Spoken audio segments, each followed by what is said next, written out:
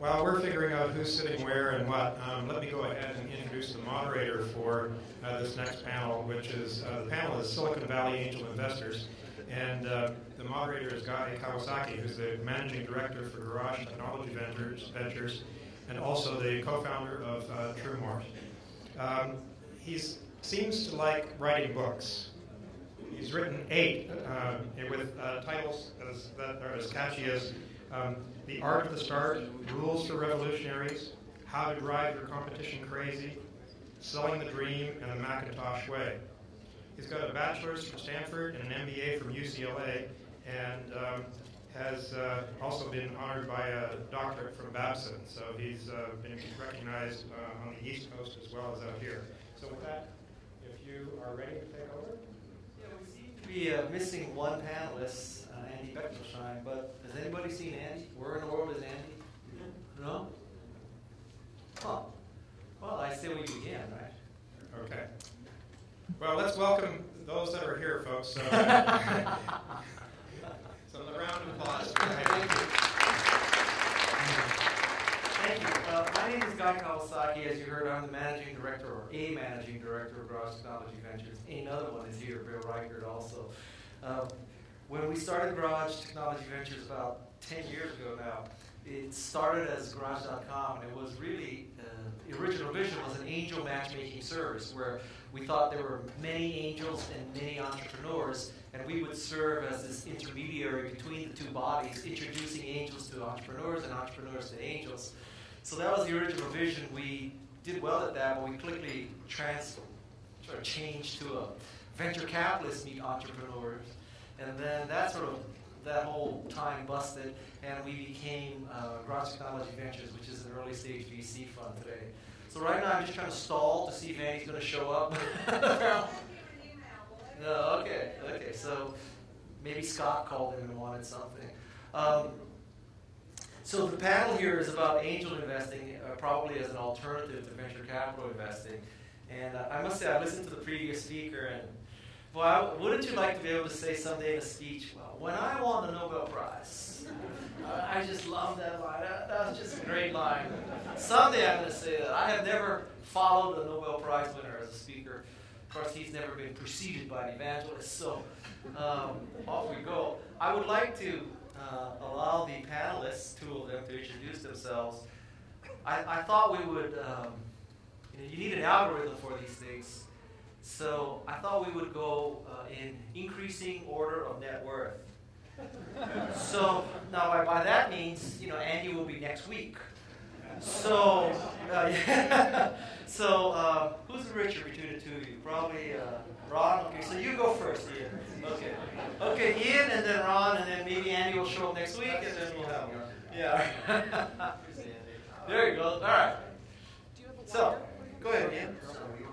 Introduce yourself, what Band of Angels is, what it does. So hi, I'm Ian Sobieski. I help coordinate the activities of the Band of Angels. So the Band of Angels is as the name implies, a group of angel investors. And it was the first organized group of these individuals here in the Silicon Valley, and one of the first in the country.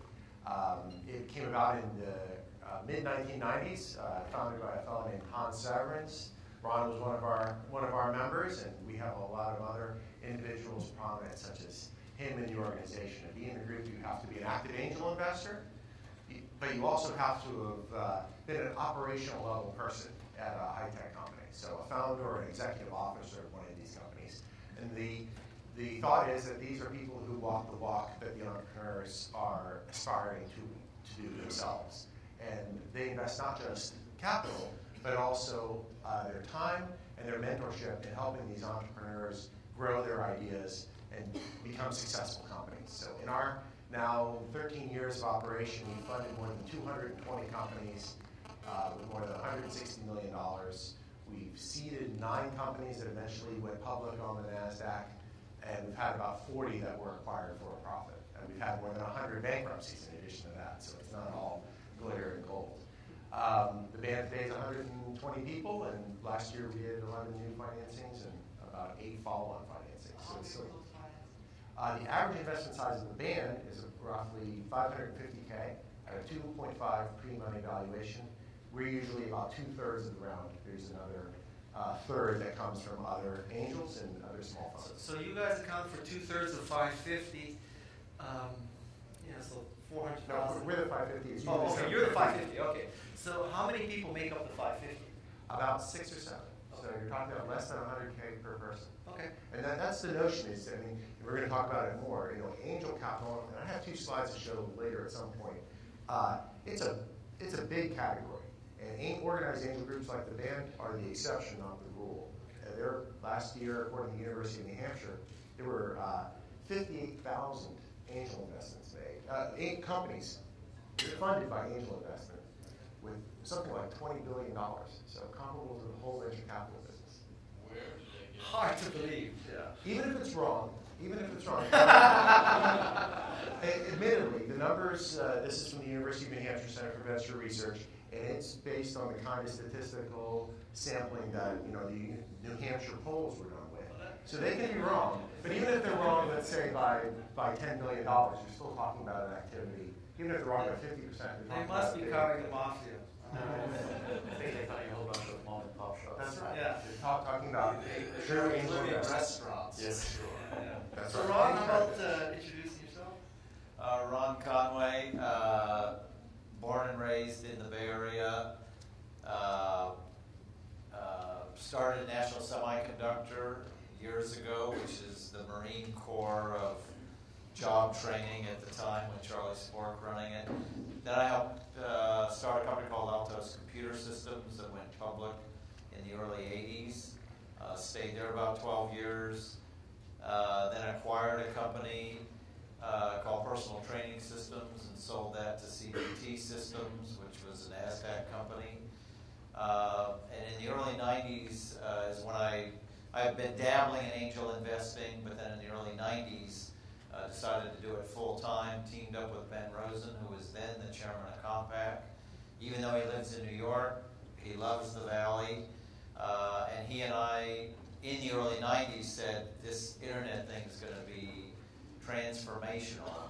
At the time, everyone thought we were lunatics, but history proved we were not lunatics. But he and I made like 40 internet investments, and that segued into starting some formal funds that invested in internet startup called Angel Investors 1 and 2, which we started in 98 and 99. And our successful investments in those funds, and this is a hits business for sure. We're PayPal, AskJeeves, and Google. And they paid for a lot of other investments that didn't do as well.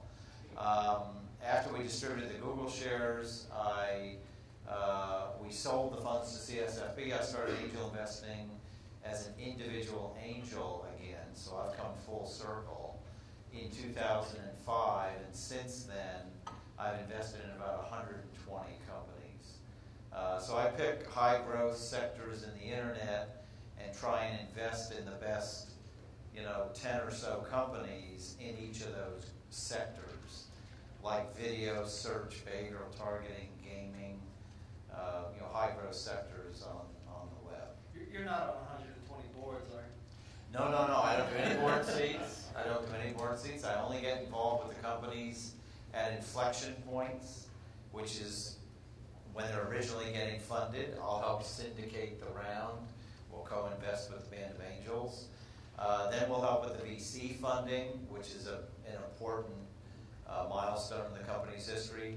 We help put the BD deals together, introducing the companies to distribution partners, and then at the end, help with the liquidity event. And M&A is the way most of these companies are ending up today. Okay. So we'll help match our companies with M&A partners. Okay. Andy? I was. In case you missed it, we decided that the order of introduction would be increasing net worth. So we thought you'd be here next week. So I said next month. I was one of the founders of some Microsystems in the early 80s, and then for the last 10 years or so, I had my own venture fund essentially, and I've invested about, I think, track, about 50, 60 companies, many of which were either public or got acquired. In fact, I didn't have too many write-downs, I'm proud to say. I'm doing things primarily complementary to VCs, meaning focusing on segments they're not focusing on, or investing with people that I know and have worked with in the past. So it's not the usual formula. And what else can I tell you? Well, you said a very interesting thing already, which is you're investing in companies or sectors that VCs aren't. Wouldn't the theory be that VCs are the smartest people in the world, so you would follow them as opposed to go different from them? No, it's a matching issue, right? So VCs funds are, as you all know, very large, and they have to make certain minimum type size investments, and some companies are not suitable for that. So, for example, the computer design business, which is certainly not as hot as the internet or anything VCs investing in these days, has been completely ignored by venture capital for the last 10 years. And it's actually a very predictable or has been a very profitable investment because it's...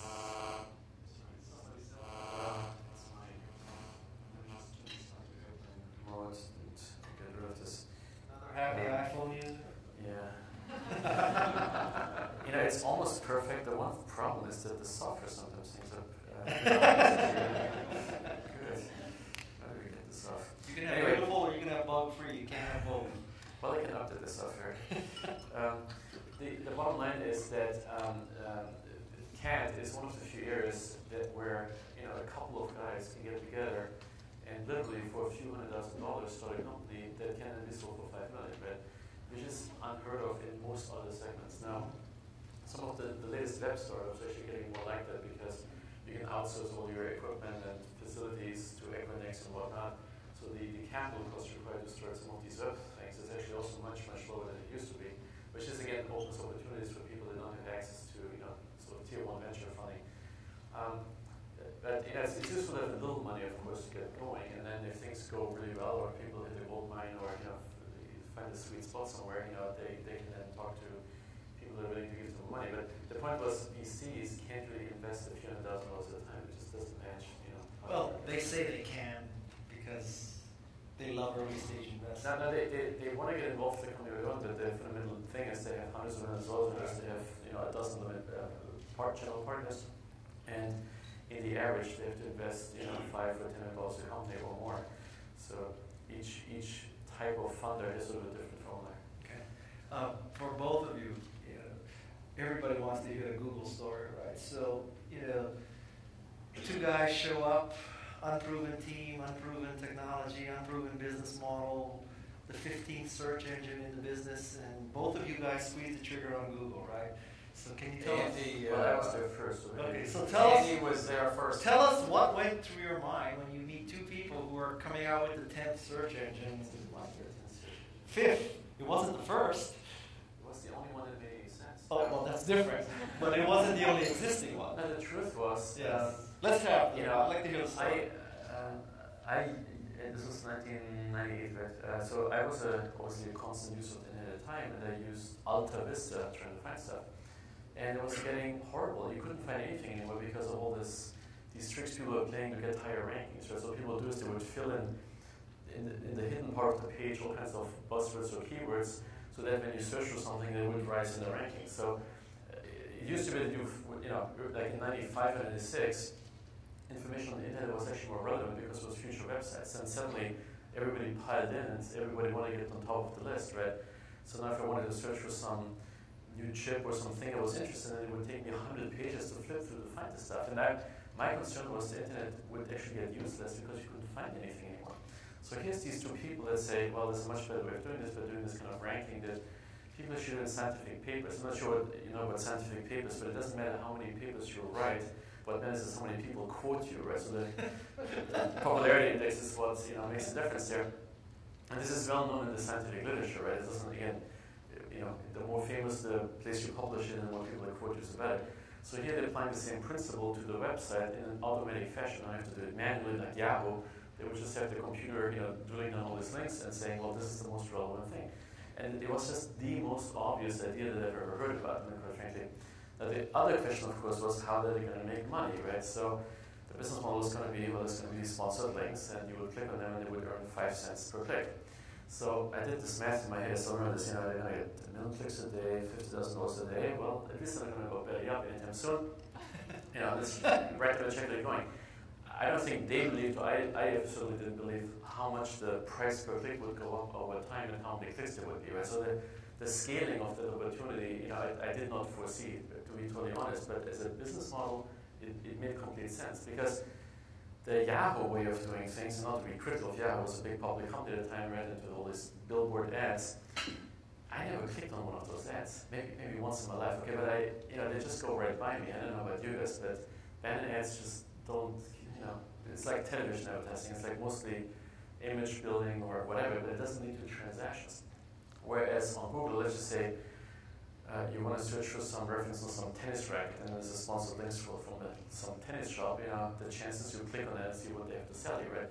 So it's a much closer relationship between what you're looking for and a commercial transaction, which would give them essentially a commission to get the customer to this other website. And again, I don't think, keep in mind, Google's business really took off after the crash. I don't think most people realize this. If you go back in their prospectus when they went public and they showed the previous years, it really became successful in 2001, 2002, because that was the time when people realized that they were wasting the money on these banner ads and they should have done click ads, right? So the shift in the market to... It was a good thing. It was a good thing for them, certainly, and for the whole industry. And now, back to the lowest, the people who make money off Google. So it sort of, was the second revival, certainly, of the web.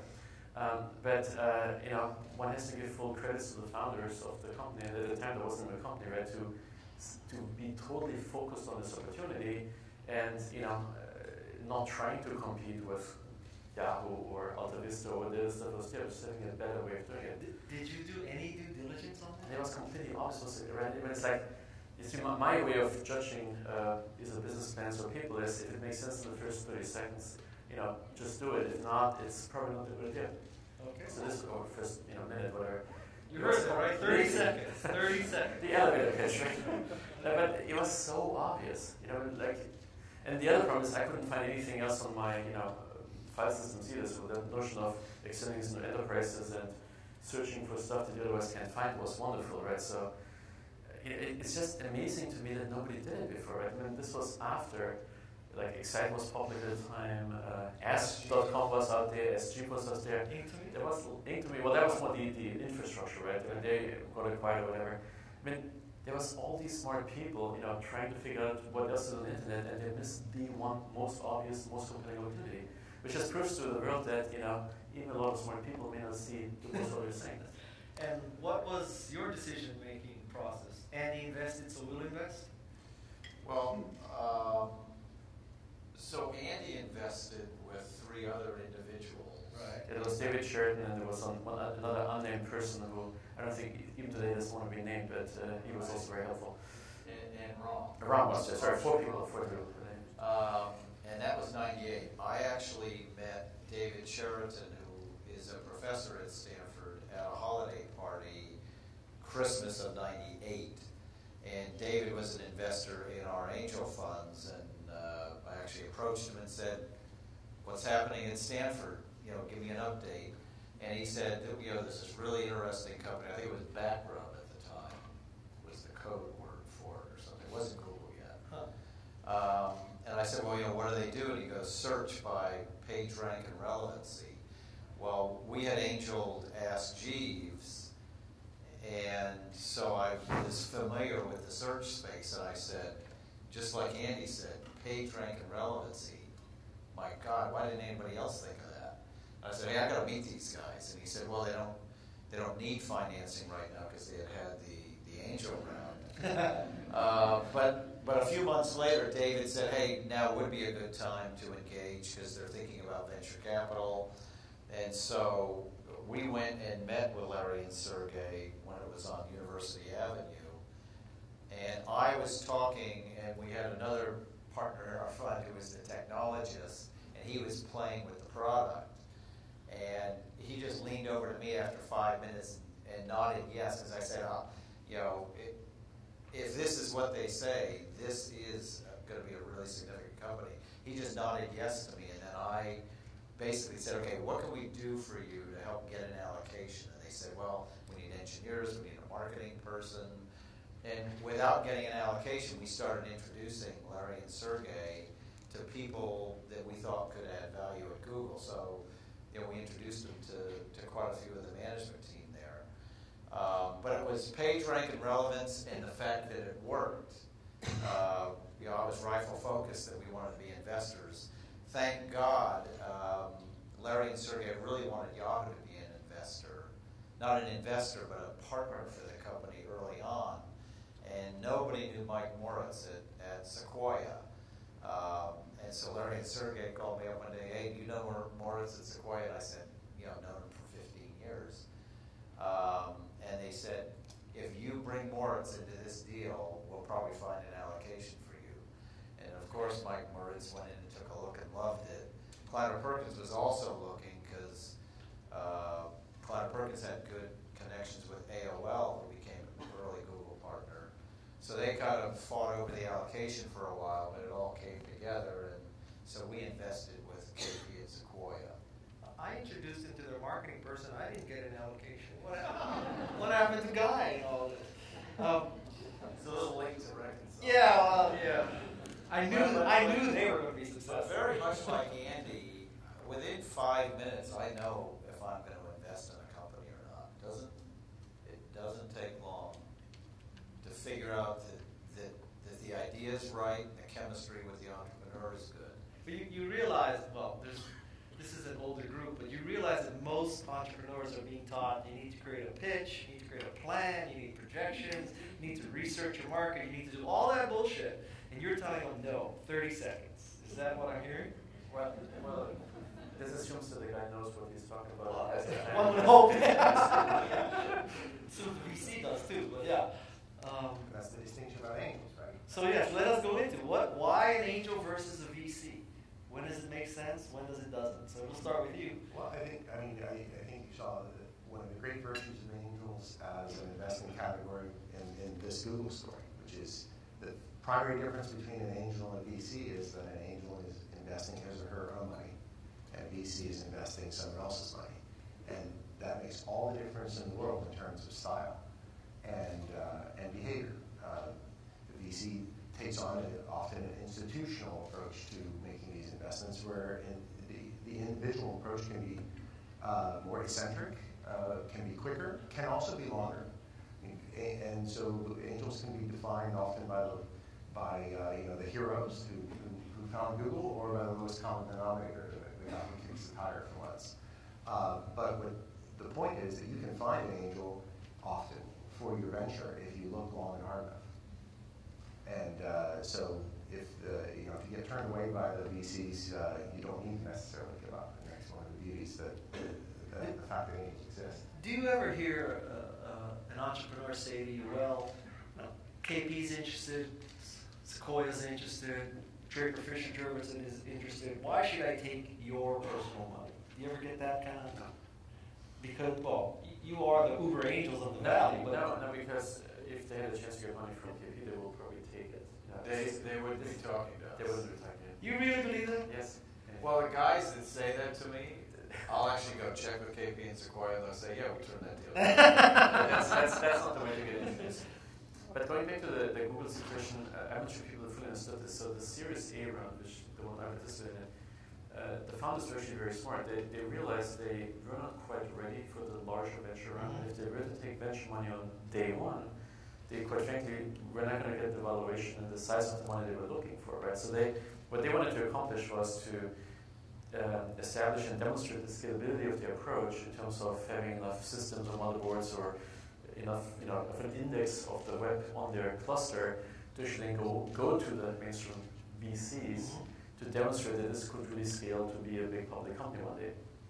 But they needed enough money to buy the first 100 or 1,000 server boards, and this is actually what they used the Series A money for. It was actually went straight into motherboards. They didn't pay themselves much of a salary. Right? So in their case, they went to the angel first to get to a milestone that could be demonstrated to a client or Sequoia, which in fact exactly what happened to raise the next 25 million. Okay. That was the objective. At a very respectable valuation. Yes. Because they had something to show. Yeah. But what about the myth perhaps that angels are less involved with large quantity of companies. They can give you more time. They can mentor you. They can do all that. I mean, you were in 120 companies. I don't know how many companies you were in. Did you really provide more hands-on, more support than a good VC would have? Well, like I said earlier, I provide, or I think I provide value at inflection points. So I let the entrepreneurs kind of know what I can help at. I can help you round out the angel round with high quality people that I think will add value. I'll help you with your VC financing. I'll get biz dev deals closed. I'll ultimately help you monetize. Other than that, because I have 100 companies, I'm not the right guy if you want day-to-day mentoring. Now, we have a whole cadre of day-to-day mentors that we refer, but I don't pretend to do that myself. Well, what did you do for them? Well, the thing is, different people are good for different things, right? So there's not any single person that can provide all the things a startup company needs. It also depends on the startup. In my own case, I have certain expertise in certain market segments of high tech, and I can actually provide people some real input in this. But generally, I don't invest in a company where they need help because that's not my cup of tea. Okay. And in fairness, Ron's number 6 on the modest deal maker list. Is that right? Because he's just number 9. He's done so many deals, and I know Andy does a ton of deals as well. But the typical angel doesn't. Typical angel does a few in an area of great interest to him or her. And if that's the case, and they only have 1 or 2 or 3 deals, they can pay a lot of attention to that. So do your members do that? Every deal that comes to the band of angels typically gets at least 1 board member from the band. And that's a person for whom that might be the only board they're on. So if anything, the entrepreneur might be getting too much advice from the angel. And that's, of course, another thing you want to be careful of. So going forward from this day forth, Ron. Actually, I can mention one more thing. One of the Series A investors in Google, of course, joined the company and is still with the company and has helped the company a great deal. So he got so excited about it, he actually, Who's this? Ram. Oh. Ram's still on board. Yeah, and he's still on board, so he was extremely helpful, both as an initial investor and as a full-time investor. Well, what would you characterize as the primary motivation for angel investors? You mean personal? Why do you do it? Money? That could be the only reason. Well, I find it intellectually stimulating, basically, to talk to people that have interesting ideas and understand what's happening in markets and market opportunities. What do... At the band, the typical person wants to stay intellectually engaged in activity that they built their career on. So it's not about making money per se. When someone joins the band, we expect them to be able to lose $1 million. And unfortunately, often they do. But if they make money, the thought is it isn't going to change their lifestyle. Certainly if they capture a deal like Google, it would, but the typical return of 2, 3, 5x on their whole portfolio isn't going to enable them to suddenly do something they didn't plan on doing in their lives. So it's more a trophy to stick on the shelf that they still have what they had 15 years ago when they were cutting their teeth as the COO of a major publicly traded company than it has to do with making money. And it's a lot about also sort of giving back to a different generation. Okay. Ron, what's motivating you? Well, I use one word because it's so interesting. Meeting these entrepreneurs. When you meet an entrepreneur, you are talking to the future of technology. And I just think it's hugely fascinating, and you can't believe the people we meet every day. We don't invest in all of them, but it's just hugely interesting. Okay. So every entrepreneur always asks me, how do I get to John Doerr? How do I get to Michael Moritz? How do entrepreneurs get to the 3 of you? Wait, how did they get to John Doerr? How do they get to you? How do they get so that they can pitch you to invest in their next thing? Yeah. I should clarify one thing. I'm actually a limited partner client with the last company I introduced kind of was actually Google. Okay, so I don't send a lot of plans over to the next year.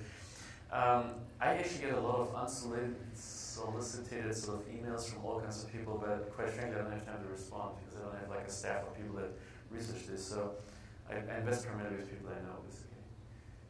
It's kind of a weird filter function. I don't have enough time in my life, so if Craig Johnson called you up and said, I saw a deal that I think you should be interested in, is Is that how the way it works? Greg has sort of an uncanny ability to sell high end. So, but okay, Larry Sonsini. no, not lawyers. Okay, okay. I'm running out of names here. No, it's more like there's a lot of people who used to work at Software, frankly, that became very successful startup entrepreneurs in their own rights, and they've demonstrated what they could do before. I'm investing in the people, I'm talking about not references of the people. And so if people have done great things in the past, that speaks a lot for them. So if I'm your random, bright-eyed, bushy-tailed entrepreneur sitting out there, are you essentially telling me that there's no way to get to you? Well, if you're currently at Stanford University, give me a call. But I mean, there's a filter function, right? Well, I'm trying to figure out the filter function. How do I get the filter? Well, do I call John Hennessy? Interest, it has to be a plan that makes sense. And also, I should mention, angel investment really has changed over the years, right? It was a lot of fun 10 years ago. You could invest in a startup. The venture people followed 9 months later, and went public 18 months later. That's not the case anymore, right? So now you have to think about the whole funding of, what does it take to get this from start to some exit event in 5 years. So the resources required, people, money, and otherwise, actually are higher than it used to be. Even though the initial upfront cost may be lower, but there's no early exits fundamentally. So it's not as much fun, quite frankly, as it used to be. It's harder. Okay. How do you use the filter function as high as well? Okay. Ian, how do people get to you? Or the band? Yeah, well, I think the problem that your Andy described is one that a lot of people who become recognized as angel investors have. And it's one of the solutions that the angel group provides them as the service for their membership. So at the band, one of the reason people belong is that they don't have to be inundated all the time and say no to a bunch of deals, because they can rely upon the band organization to help filter and be the source of those deals and filter them through. So every month we get north of 100 proposals submitted through our website. And even ones that are referred from Larry Sonsini, we ask to go to that same website. What's different than out of VC is that every one of those deals then gets sent to 6 angels who have a designated area of interest in that particular kind of plan. And so every deal that gets submitted to the band site that's local, that fits our box in terms of seed stage and other, gets looked at by 6 smart people, 6 certified angels. But since with 120 people, that means any one angel only has to look at a half dozen deals a month. And that's a manageable amount of deal flow to get a good look at. And I like to say that if you don't know anybody and you can't get a referral in the corner, you're never going to get a fairer shake than simply submitting to the band's website. And the result of that evaluation then gets to the 3 that we invite to our dinner, our monthly dinner, where the entire band hears the pitch. So the odds are 1 out of 33 that they'll get through the... Roughly. And then only one of those gets invested. So Yeah, that's better than a 3P. It's not bad. Yeah. And how do people get to you, Ron? Well, I've invested in 500 companies in the last 15 years. So You must have like a stack of K1. I mean, what? How do you even deal with that? really bad. The IRS must just say, keep your money. My accountant loves it. Yeah, right, I bet he does. But so from that, the 500 entrepreneurs and the teams in those 500 companies, it's mainly that population that when they come back to start their next company, they go, oh, why don't I go back to the guy that angeled my company the last time? So that's the majority of the deal flow that I focus on. Or referrals from one of those people that I already know really well because I've invested with them, where they say, hey, my college roommate is now doing something. I can vouch for that person. You really ought to take a look.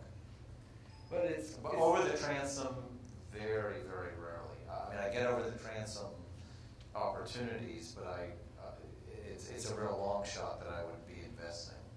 Okay. Now let's suppose that via your associate premium investor, via one of the 100 that came in, or via someone you trust and know. Now, what should an entrepreneur do in this pitch? Do they use PowerPoint, skip the PowerPoint for you, just do the demo? Do you want a business plan? What do you want? What's the actual mechanism? So for me, the less information, the better, because I don't have time, right? So the longer the slides, the less likely I look at them. The longer the email, the less likely I read it. Okay. So if you just get it down to one paragraph, that's the less. Okay. One paragraph? Absolutely true. We had a company this morning because I have a fund that I'm associated with that has 3 really smart people in it that help me do the due diligence. There is no way I can diligence the deal flow I see.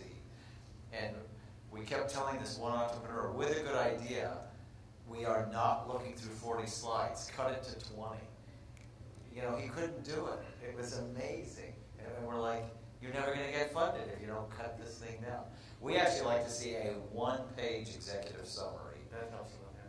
From that, we decide if we're going to make a phone call to the entrepreneur. And only a third of the deals get a phone call. So we interview the entrepreneur over the phone. Yeah, this sounds pretty good. We'll talk about it, and then we'll have a meeting. So 3 years ago, the deal flow was sporadic enough, we would meet with almost every company. Now, a meeting is a big event for a company. And it says you've gotten way down the pecking order. How many initial contacts do you get a year? Well, I receive 5 a day. 5 a day. That's why these 3 people keep very busy. These are 5 deals that are decent quality. They are from this network that I've built up. Now, 3 a day pretty much get axed. There's no way to keep up. So we're very, very judgmental. So what I'm saying is the executive summary should be spectacular. Because if you don't get past that step, it's over. 1 page, huh? The elevator pitch has to be really good. What's the smallest font they can get? And Ian, what do they apply? What's your application process? Well, 2 things. One is at that first stage of the submission to the website, since the volume that any particular angel has to see per month is relatively small, if you can't be farmed out, we actually let them submit anything. The most successful ones, however, are the ones that are most concise and describe their value proposition. Past that stage, we actually require them to distill everything down to not just a 1-page template, but a 1-page template we provide them that focuses on team, marketplace, technical barriers to entry, their financing history, and their projections. So it's laid out in a standard format for all our members to see that they've come to expect and like what the value proposition of the company is. Yes. And by the way, this doesn't mean that for the startups in the audience here, that you should not have a business plan that's very detailed, that it's a living document that you update as you refine it, and so that's a completely different thing. But it's just sending a 30-page business plan to a VC means almost certainly goes straight in the waste paper basket. There's no time to read these things. And also, just as a sort of level setter, some of the most successful companies that I know, for example, Intel Corporation, was started on a business plan that was not even 1 page. It's in the Intel Museum done in Santa Clara. The Sun business plan was 4 pages long. Okay, so if there's a focused activity, which is sort of the basis of any successful startup, distilling it down to less is actually the right thing to do. Yeah, the Google, I still have the Google. It was 10 pages, huge font, like that.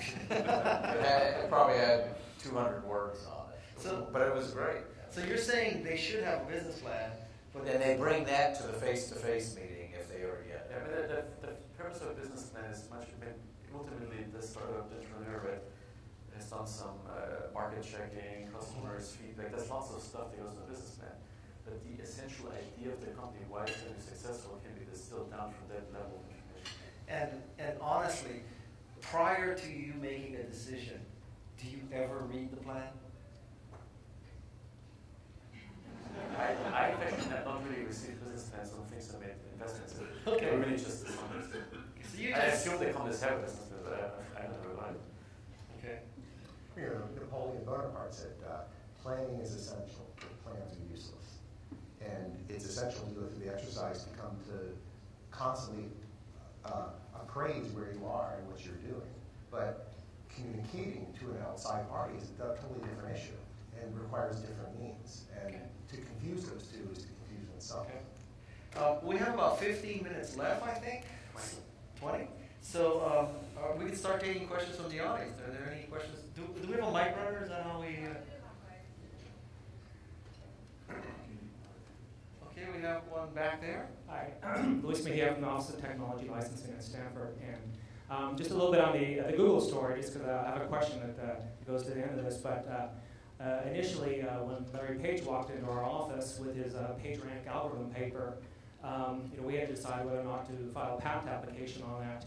And so, like Andy, we don't really spend a lot of time thinking about a lot of these things. We look at trends, and so given what we thought the trend of the internet was at that time, we decided to go ahead and file a patent application on the PageRank algorithm.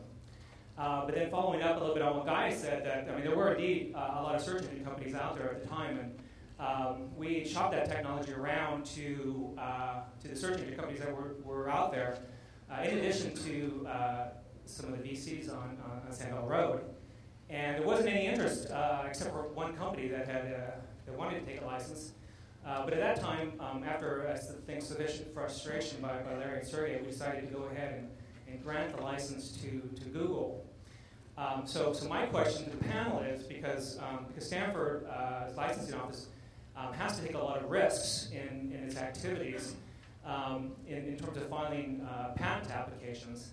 My question is, for angels, to what extent do you look at whether a startup company has patent protection?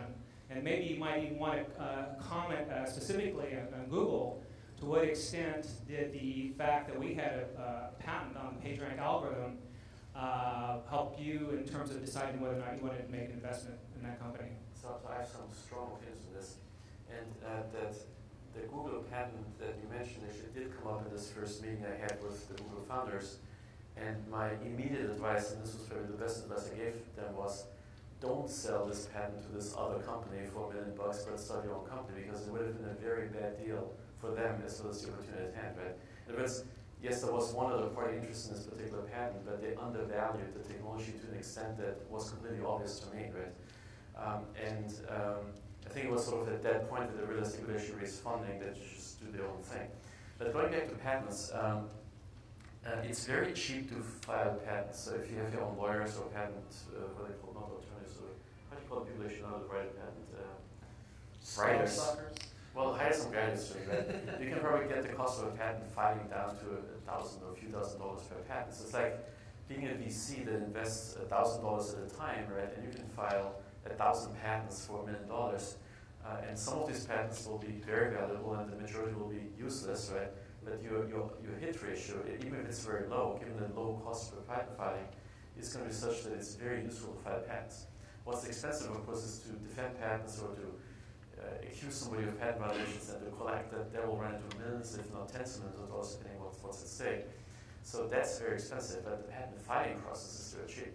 So this is why the patent office, has this increasing backlog, because more and more people are filing patents on all kinds of stuff, including stuff that doesn't matter. But it's generally recognized that patent filing is a good thing.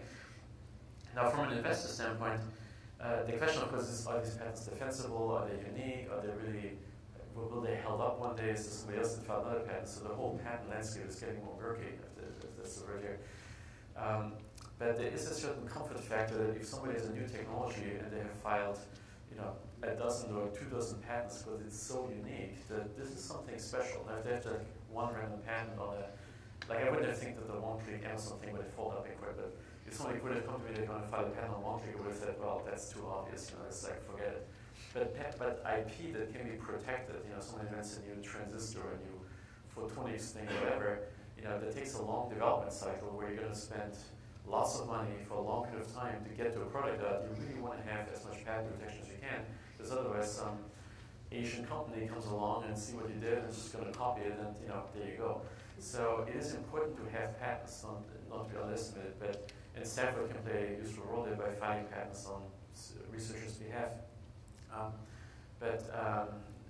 It's a venture capital kind of activity to essentially file patents. Again, Stanford has some great successes with the DNA patent and ultimately the Google patent or the Google investment. But let me spin your question a slightly different way. Two students show up to you, they got through your filters and all that, and they say that they have a patent. Does it really matter? Does it?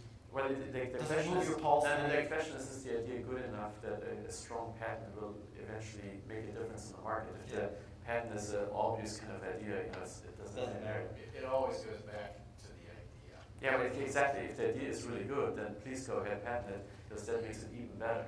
But a weak idea, a patent, a weak idea is like just wasting your money. Because many an executive summary starts off with, we have patent pending technology, right? As if that's a defensible technology. Well, it highlights the fact that at least the founders thought it was worth to file a patent on. The question is, in fact, that's the first judgment. Was this actually a good way to spend the first $10,000? And, one can question it, but... It all depends on the idea. Okay. In the case of Google, we did not, the patent issue had zero impact. It's the fact that they said the words page rank and relevance, and when we tested it with all of our knowledge of Ask Jeeves, we saw that this was light years ahead. Google's 10 years old in May. 10 years, and all they have done is dominate search. I mean, so think of how powerful that algorithm was 10 years ago. It still is extremely powerful. Now, you said Stanford took a risk. The risk in the cost of a patent? No, in terms of not licensing it to another party, they would have paid money from. I think that's what they handled it. Gotcha. No, actually, it was a more basic question than that. It was a more basic question than whether or not, as far as the licensing was concerned, but it was more the patented technology itself. So it was just a generic question for entrepreneurs and what they might expect from Angel, because as I said, I mean, there weren't a lot of companies that were interested in this technology. I mean, the idea was there, and we went up and down the valley looking for people who were interested in licensing this technology. We had already filed a patent application on it, but I just wanted to know from your standpoint, for the benefit of the audience, to what extent the patent was really important to you, because at the time we did the license with Google, the business plan really wasn't laid out. And so I think you invested more potentially on maybe perhaps the people and the fact that the page rank wasn't something that was currently being done. But if it had not been patented, the page rank algorithm had not been patented, and Ask Jeeves, Yahoo, InfoSeek, Alta Vista could have used that page rank algorithm, would that have changed your mind? That was really what the question was. Actually, I had another comment here, which is, I heard about that there was this thing was being shopped around, which was my reaction was, put it in the company, don't sell the idea of, right? But the fact that Stanford actually did file the patent in many ways was actually a risk to Google, because unless that patent was exclusively licensed to Google, it could have still been licensed to others. In other words, if it had not been exclusively associated with Google, and Google would have been successful, and other people would come along and say they want the same patent. So in that sense, it actually presented a risk to Google of all things. Maybe not to Stanford as much, but certainly to the other company. So in many ways, it's better for the startup company to file the patents rather than, say, Stanford, because Stanford is in a position of conflict of interest. Should they license it exclusively? Does this go anywhere? Should they call up, GE or Microsoft or whoever, to try to sell it to a big company, which can make or break the startup situation, quite frankly. In some cases, it's better off like the DNA patent, right? Was the kind of patent that made more sense in a very large company. But a lot of the high-tech patents really only work with the entrepreneurs that then build the business. And in the case of Sun, my own experience, there was actually a patent on the Sun workstation, believe it or not, and Stanford Office Technology Licensing called up 3 big companies, and nobody was interested in the workstation. So, whereas to me, the workstation was the only thing that mattered, right? So, the difference between what the entrepreneur sees of an opportunity versus what big public companies sees is black and white.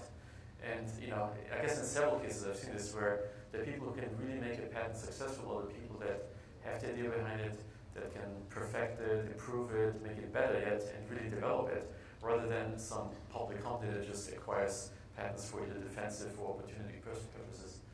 Question?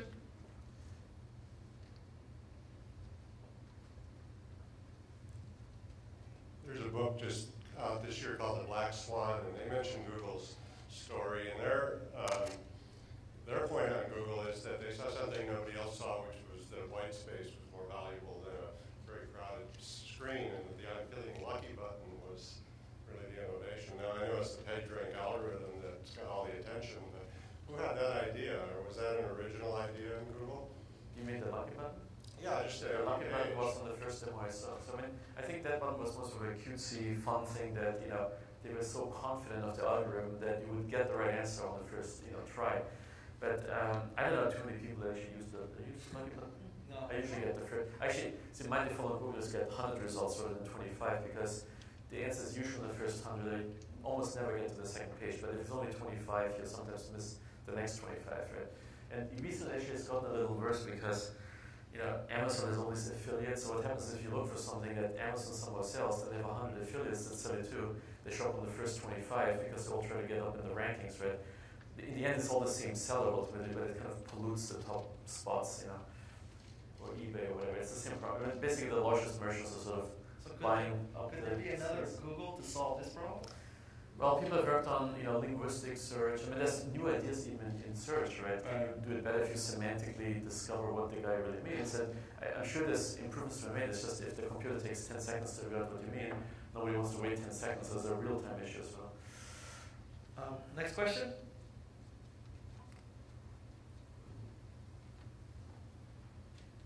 What have you learned from the projects you got involved with that failed?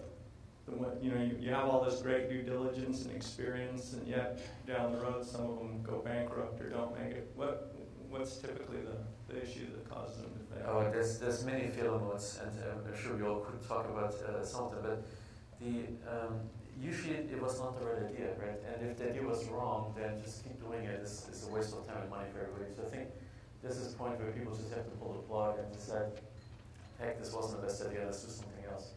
Because it was the wrong idea for everybody, for the investor, for the employees, for the founders to get involved in this. And sometimes then people do learn from something and the next idea is better. But I haven't seen, let's see, too many. Well, I guess you have to separate effort from the idea. So there are some people who put a lot of effort into making something happen, and those are the kind of people you actually want to invest with because they're really committed and they work day and night on whatever they're doing, right? So they have been successful entrepreneurs that came out of the failed class and they worked double hard on the next one and they turned it around or came up with a great thing. The only kind of bad experience I really had, and this I think there was just one or two in my life, was people out there like lied to you about either what they had or where they were and what they were doing, and that's just you don't even want to talk to them anymore. So. Well, I think we have more failures than you, so somewhat more authoritatively. That's why we had you on panel, right? Yeah, so we've had, in addition to our IPOs, we've had more than 100 bankruptcies, so we've seen many good ideas fail, and I wish I felt like all good, the best ideas always succeeded, but the same author who wrote The Black Swan wrote something called Fool by Randomness, which is a book all about the fact that you can do everything right and still be wrong. It's not a deterministic world. You can work hard, have a great idea, do everything that's in your book, and still end up failing. And the outcomes sometimes are just outside your control. You are in the right place at the right time. You either are evite.com or you're mambo.com 6 months later. And if you're 6 months too late, no one ever heard of you. And you have your team went to Harvard also, and you got great funding also. And so why did Mambo do that? But have you learned anything that you apply to make the next 100 less likely to fail? Well, as an investor, the thought is, and you see two examples of here, which is do a fair number of companies. I think Ron's the first to admit that you're looking for the outlier event, and so you invest in 5 such companies, and one of them is Google, and the other one's SG, so he did darn pretty good. You pick a market segment that you think, well, it's what I do, that you think is going to have astronomic growth and be a really interesting segment, like internet video today. I still think search is in that category. And you talk to all the entrepreneurs in that space, and you'll be able to figure out the companies that you think are going to win and that you're going to invest in. 1/3 of all my investments go out of business. So when I see them going out of business, because I'm in 500 companies and 1/3 are going out of business, I can predict the ones that are going to go out of business. So to all the ones that are going out of business, I'm Dr. Doom, because I say, guess what? You're fitting the pattern. What's the pattern? The site isn't getting any metrics, mainly performance, and the other investors and the founders not admitting it. So I just go in and say, wake up call. Even though we're all patting ourselves on the back, it's a bunch of crap. Even if they have metrics but no revenue, that's a big problem. Hey, we got a problem. I always look at the cash in the bank, the burn rate. we have 3 months to figure this out. So in a month and a half, if we haven't figured it out, you need to think about an orderly shutdown, and you shut the company down. So what would be your opinion of Twitter today? No foreseeable, I don't know what the business plan is. Lots of traffic, everybody's talking about it. They're smart people. I'm in Twitter, so I'm biased. Oh, I don't know. Okay. And I think they're early on the curve. Okay. They will figure out a way to monetize. Remember that Google was 2 years easy with no revenue, and no revenue forecasted in, to the investors, when we invested. But eventually, you do have to figure out a way to monetize your site. And if enough time goes on and you're running out of money and you're not monetizing, you need to admit it. Well, how long will you go without revenue?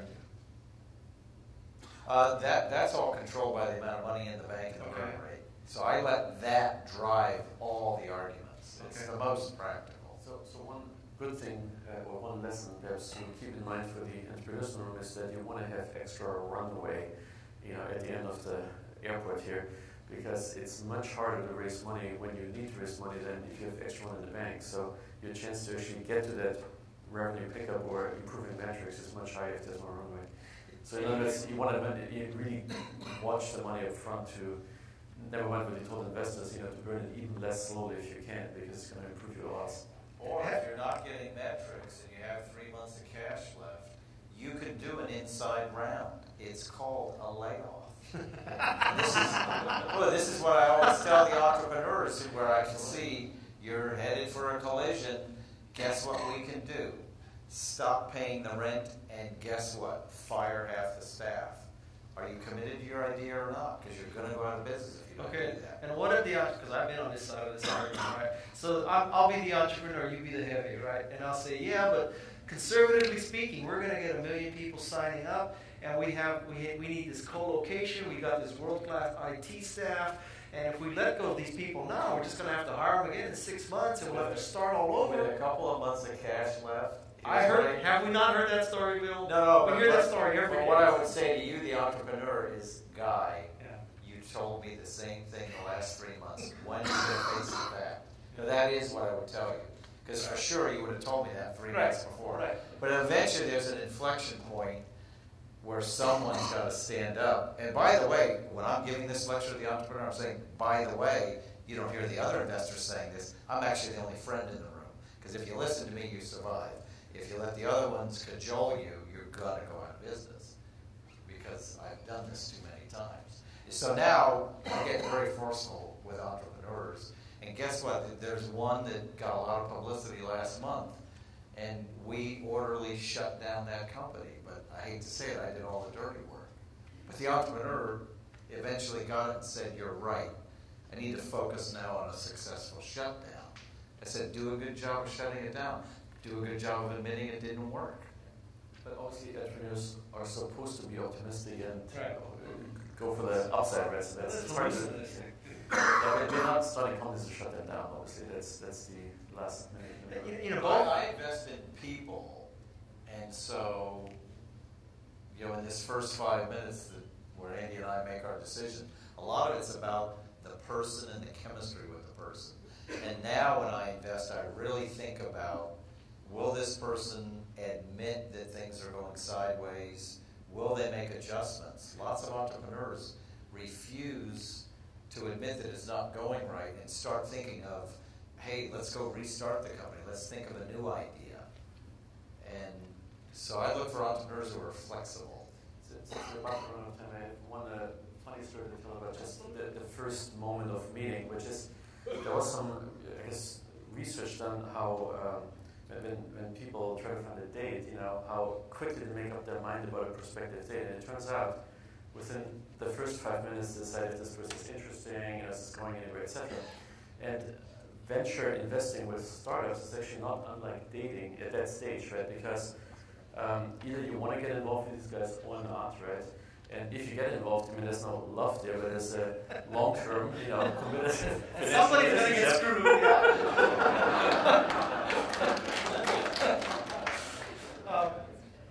So there's some similarities here. Okay, so the first 5 minutes.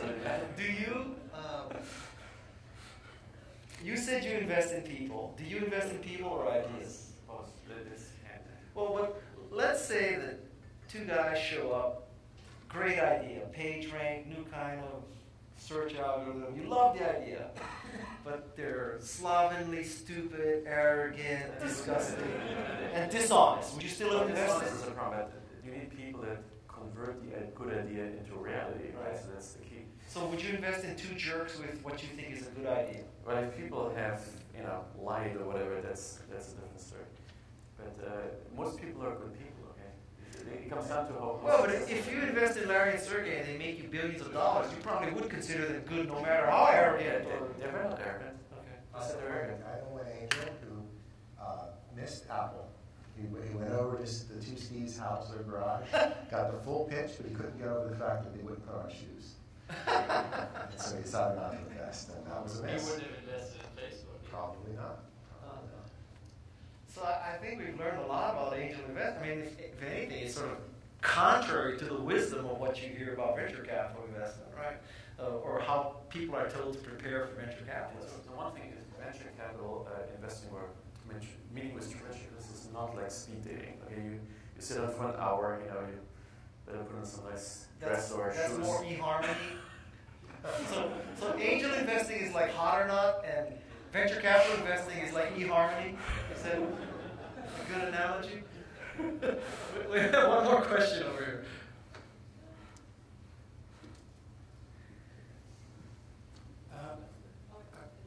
Hello. I have a question regarding VC funding. What would you recommend for a European company that moved over here to select really the right investor? Wait, can you repeat? What are your thoughts how to select the right investor?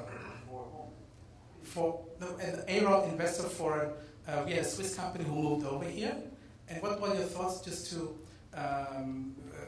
how to select and really select the right investor? You said a Swiss company. Yeah, for any company. Yeah. So it's much easier to invest in companies that are local than remote because nobody has time to travel on airplanes just to go to the board meeting or visit people outside the Bay Area. So the best opportunity for those of you not in the Bay Area to get funded from a VC in the Bay Area is actually to move to the Bay Area. I think that goes without saying. And this is true for international companies as well. I don't know anybody that invests in Switzerland. Do you know? No. Not from here. But if you move here, then you should find a mentor, someone who has gotten their company funded, and get advice from them before you just go calling anyone. My advice is simpler. The right investor for you is someone who will write the check. Because at the end of the day, you either got the money or you didn't. But it's also true that certain type of VCs invest in certain type of deals. So, energy deals is the new walk on Sandhills Road. So if it's an energy deal from Switzerland, then may get funded, right? If it's an IT deal from Switzerland, that seems less likely, but who knows? Mary, Ron, and Andy's point, it's you want an investor who's going to be a mentor, and you also want someone who, when you're done dating, you're comfortable being married to for a period of time. So really, just sit down with a bunch of investors, and for sure you need to check at the end of the day, but just get to know the different kinds of investors until you find one that likes you and you like them. And maybe this is a true story about myself. Maybe my luck in life was that the first person I ever met, or my mentor, so to speak, who told me about venture capital was actually John Doerr, who came into my lab at Stanford and wanted to see what's going on there. He actually lived on Stanford campus at the time and sort of checked out all these activities at the university. But that's who was my first contact into both the venture community and the European Investment Fund, of course, as well as. So you had good imprinting from the start. Pure chance. Yeah. But John Doerr was smart to hang out at Stanford. He was. Although one of his famous quotes is that the mistake he made, one of his biggest mistakes he made, is he never went into the basement of market checks, all the Cisco strategy. He was only on the top 4 floors of the Cisco labs in the basement. Do we have time for one more question? I hate interrupting this conversation because it's so much fun, but I also know that people would like to have some coffee. If you don't leave right away, and please just stay on the stage for one more second. So I'll explain to the panelists what this whole gathering is about. Now, we have entrepreneurs and investors from several countries, and a lot of entrepreneurs from Silicon Valley. The event started 5 years ago, and we were discussing the question if the Silicon Valley success could be replicated outside the valley. And 5 years later, a lot of entrepreneurs and investors are raising the question, and does Silicon Valley still matter for people outside? So what we've done over 3 days with your help, I think we answered the question, indeed, it does matter.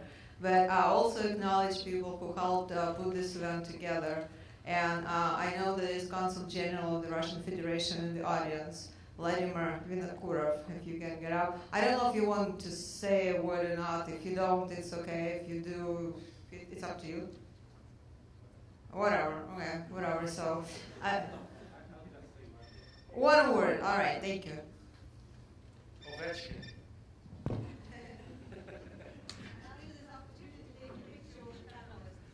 I just wanted to assure everybody that our duty is to facilitate the cooperation with Russia, and if you have any problems you need resolved with our consulate, just come and say that you were at the Global Technology Symposium at Stanford, and you'll get VIP treatment. I promise you that.